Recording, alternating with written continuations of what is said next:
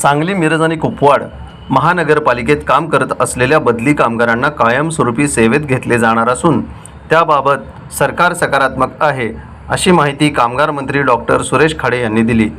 नगर विकास विभागाचे कार्यसन अधिकारी यांनी याबाबत मनपा आयुक्त यांना लेखी पत्राद्वारे सूचना दिल्या आहेत।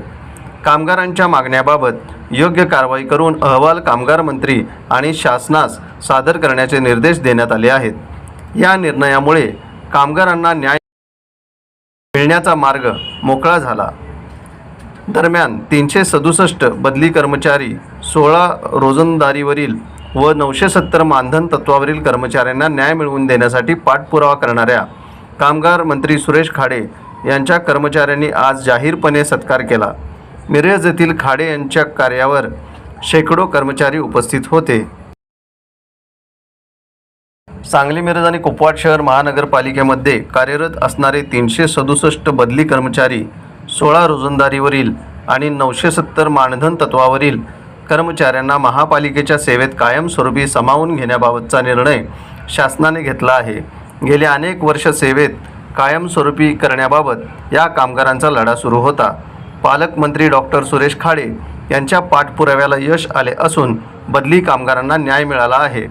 महाराष्ट्र शासन नगर विकास विभाग मंत्रालय कार्यासन अधिकारी अज्ञान लांडगे यांचेबाबत पत्र आयुक्तांना प्राप्त झाले आहे। यात कर्मचाऱ्यांना कायमस्वरूपी सेवेत सामावून घेण्याबाबत आणि संबंधित कार्यवाही करून त्याबाबत पालकमंत्री सांगली यांना अवगत करण्याबाबत आणि अहवाल शासनात सादर करण्याबाबत सूचित करण्यात आलं आहे।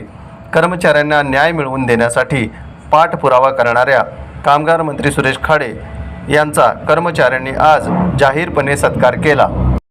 आज सांगली, मिरज आणि कुपवाड शहर महानगरपालिकेतील विविध विभागातील अनेक कर्मचाऱ्यांचा आज इथं मोठ्या प्रमाणात आमदार खाडेंचं अभिनंदन करण्यासाठी आलेले आहेत।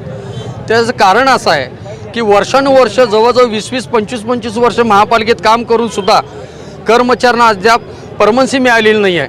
त्या अनुषंगानं संघटनेच्या माध्यमातून वेळोवेळी कोर्ट केसेस सुरू आहेत, त्याचबरोबर आंदोलनही मोठी झाली।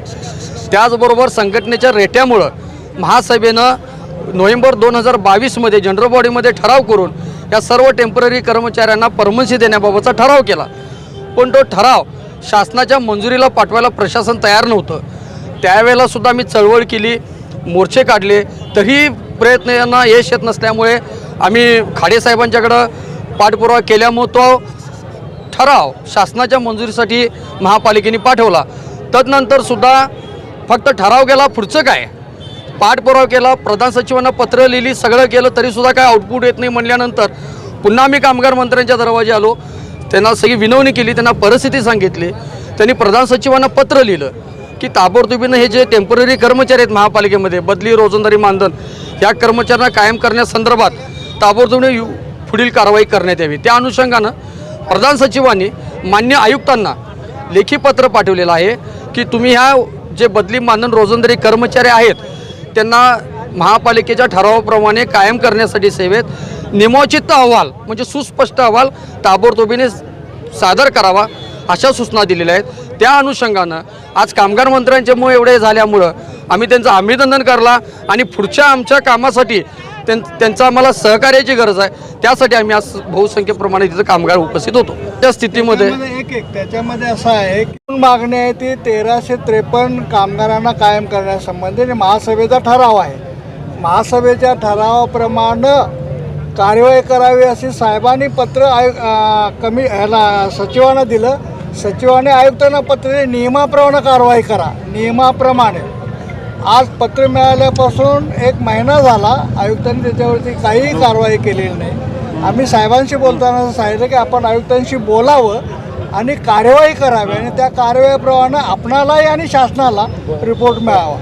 साहेबांनी आता असं सांगितलं जर ही इतकी 1353 पदं मंजूर झाली तर महापालिकेतली सर्व जे दैनंदिन वेतनापासून मानधनापर्यंत जे कर्मचारी आहेत आणि बदलीपासून हे सर्व लोक कायम होणार आहेत। हां, त्या 265 ड्रायव्हरांची पदं आणि 936 ही सफाई कामगारांची पदं सचिवांनी म्हणजे मंत्रालयामध्ये नामंजूर केलेली आहेत।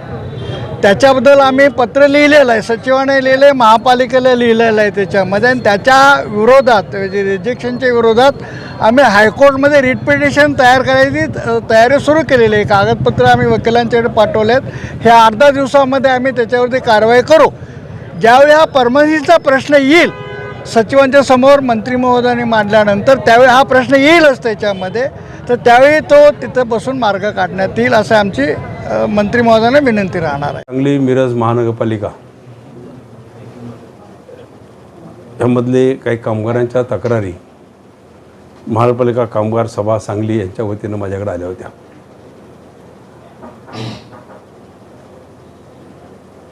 हे कर्मचारी बदली कर्मचारी आहेत आणि बदली कर्मचारी हे जवळजवळ 15, 16, 15, 12, 13, 20 वर्ष काम करतात.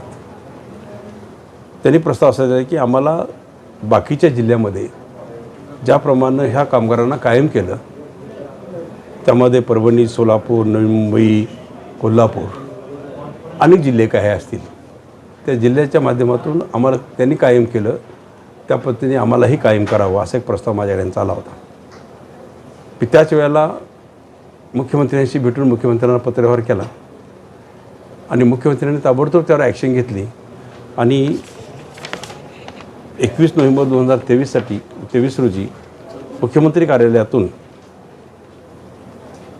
पत्र खाली नगरपालिकेला आयुक्तांना आलं. त्यामध्ये त्यांनी असं मेन्शन केले, प्रस्तुत पत्रास नमूद केलेल्या मुद्द्यांच्या अनुषंगाने नियमोचित कार्यवाही करून केलेल्या कार्यवाहीबद्दल माननीय मंत्री कामगार तथा पालकमंत्री सांगली महाशासन राज्य यांच्या अवगत करावे, तसेच केलेल्या कारवाईचा अहवाल शासनास ताबडतोब पाठवावा असं त्यांचं पत्र आलं खाली. म्हणजे ह्या पत्राच्या अन्वये आपल्याला समजतं असं की शासन पॉझिटिव्हमध्ये आहे.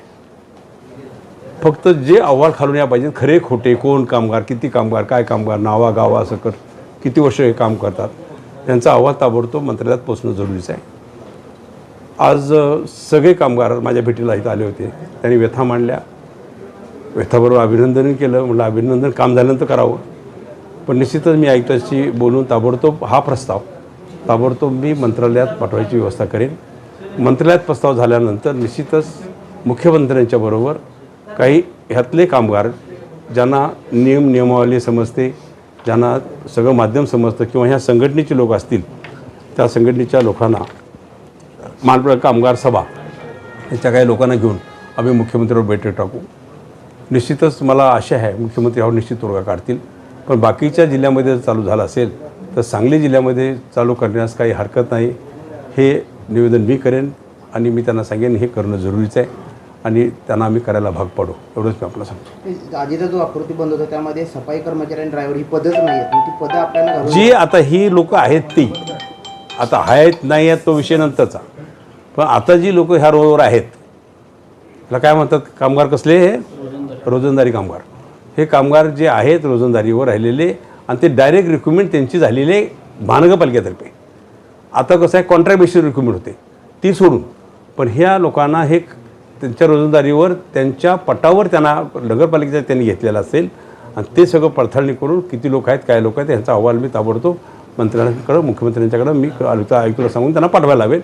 अहवाल पोचला की मग एक मिटिंग टाकून त्यांचा निर्णय ते मुख्यमंत्री समोर करतील. तो मलाही मान्य आहे, यांनाही मान्य आहे आणि आयुक्तालाही मान्य आहे.